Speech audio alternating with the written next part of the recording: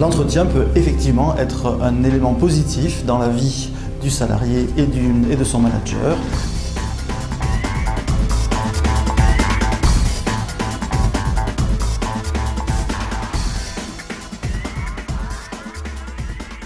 Lorsque l'on s'intéresse au domaine de l'entretien, entretien d'appréciation, entretien d'évaluation, on peut poser un certain nombre de constats qui ne sont pas forcément en faveur de la motivation autour de cet acte-là. Premier constat, une certaine ritualisation ou obligation au sein de l'entreprise de cet objet-là, qui est l'entretien, amène finalement à déconsidérer la finalité de cet entretien pour s'intéresser simplement à des éléments de temporalité. C'est la période des entretiens, on va faire les entretiens. Uniquement au contenu papier, au papier que l'on doit remplir ou aux documents que l'on doit remplir. Et d'ailleurs, à ce titre, on peut s'amuser à regarder comment ces documents-là sont formulés. On a certaines fois des entretiens qui sont simplement annuels. Certaines fois, on a des entretiens d'appréciation, certaines fois des entretiens d'évaluation ou de potentiel. Donc la forme ou le nom qui est donné à cet entretien-là et sa forme sont multiples. En tout état de cause, on assiste à une certaine inégalité d'accès dans la pratique de ces entretiens. Par exemple, l'entretien est régulièrement effectué pour des cadres ou des ingénieurs à potentiel, ou des agents de maîtrise à potentiel, plus rarement fait pour un senior, parce que le manager se dit, ou le senior se dit, finalement, on se pratique depuis tellement d'années, je connais la maison depuis tellement d'années, c'est pas la peine de faire ça. On se voit éventuellement pour boire un café, mais on n'a pas besoin de rentrer dans cet objet-là pour se connaître. Ou, à l'autre côté, des gens qui sont dans des postes d'exécution pour lesquels on se dit, finalement, j'ai pas grand-chose, moi, en tant que manager, à leur dire, et donc, du coup, je vais pas prendre du temps avec eux, ils ont à exécuter leurs tâches, point. Dernier élément de ce constat, un peu triste peut-être, c'est qu'il y a une certaine ambiguïté sur la finalité de cet entretien-là, et que du coup, le manager parfois a tendance à se poser un peu en juge, et donc à mettre son collaborateur dans une situation de tribunal. Et le collaborateur a du mal aussi à s'affirmer dans cet entretien-là, à amener sur la table des éléments qui sont des éléments positifs ou des éléments qui sont un peu plus de l'ordre de ses attentes, de ses insatisfactions ou des problèmes effectivement qu'il a rencontrés. Et du coup, on se retrouve avec un entretien qui ne conduit pas à ce à quoi il devrait arriver, c'est-à-dire à réguler la relation et à motiver les collaborateurs pour l'année qui arrive. Or, l'entretien peut effectivement être un élément positif dans la vie du salarié et de son manager.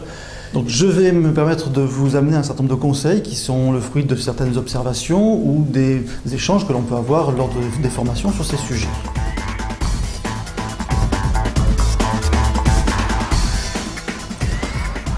Premier conseil, il s'agit de clarifier l'objet de l'entretien et les modalités, c'est-à-dire de travailler avec le collaborateur sur quelles sont les finalités de cet entretien-là, pourquoi est-ce qu'on fait cet entretien, en distinguant principalement deux finalités. Une finalité qui a trait à la performance, c'est-à-dire que nous allons regarder ce qui s'est passé en termes de performance dans l'année passée, et une deuxième finalité qui est plutôt de l'ordre de la compétence, qui est finalement qu'est-ce que je sais faire, qu'est-ce que tu sais faire, de quoi a-t-on besoin en termes d'évolution de compétences. Donc premier élément, clarifier ces objets-là. Parfois le support d'entretien nous y oblige.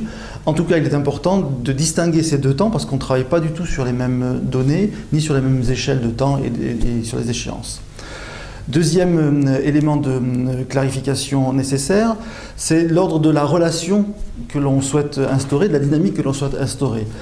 Préciser, même si ça peut aller de soi, que l'espace qui est là est un espace de parole, un espace dans lequel on a le temps, que ce qui va se dire dans cet entretien-là restera dans cet entretien. Ce qui est un peu particulier, c'est qu'on va être deux à travailler notre relation en n'ayant pas de tierce partie qui sera là pour arbitrer. Donc il faut que le manager donne les règles du jeu et explique comment lui va se mettre en position en métaposition par rapport à l'objet de l'entretien, à la fois comme acteur de cet entretien-là et à la fois comme régulateur de cette relation. Deuxième conseil, c'est prenez le temps. Le moment de l'entretien est un moment privilégié. qu'il faut entourer d'un certain nombre de précautions, le téléphone, les mails, la disponibilité aussi du manager, disponibilité qui doit conduire à se positionner en écoute beaucoup plus qu'en émission d'éléments dans l'échange. Le manager se positionne en écoute, en conseil même, et donc j'ai besoin pour cela d'avoir du temps et de la disponibilité. Troisième conseil, le retour qui doit être fait doit être un retour juste. Pour ce faire, il s'agit bien de remonter sur l'historique de l'année, de reprendre un certain nombre d'éléments factuels et d'amener au travers de ces éléments-là un échange autour de la façon dont ces événements-là ont été perçus, puisque au-delà de cette dimension-là objective, il y a bien évidemment dans la relation des éléments qui sont pour le coup subjectifs, voire même affectifs. Il est important de revenir sur ces moments-là, les moments, et de prendre un recul ou un regard sur ces événements qui ont émaillé toute l'année qui vient de s'écouler, positifs, événements positifs, les succès, les joies, les peines, puis des événements plus négatifs, les crispations, les conflits, les tensions, entre le manager et son collaborateur, ou entre les collaborateurs aussi. Quatrième conseil, se positionner dans ces échanges-là comme accompagnateur, aider le collaborateur à résoudre des problèmes. Nous allons travailler ensemble sur comment faire différemment, comment faire mieux, et mon rôle à moi, c'est bien un rôle d'accompagnateur de ces évolutions-là. Cinquième conseil, qui n'est pas toujours pratiqué, c'est aussi un bon moment pour avoir un feedback, donc un retour de son collaborateur sur son propre fonctionnement. Ne pas hésiter à le questionner en disant dans notre relation, comment tu me perçois, qu'est-ce que tu attends de moi, comment est-ce que tu vois mon rôle, de façon à engager un échange au même niveau sur ces dimensions-là.